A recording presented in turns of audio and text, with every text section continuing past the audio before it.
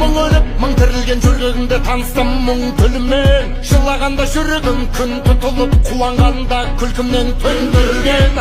Өңгіп солардың аттарындай, мінезім бар таулардың қатпарындай. Жыры бар бабалар хаттарындай, әшімім бар бейнетің таптарындай. Қашан қазақ атандым мен азамат, әлі күнге білмейсің ей адамзат.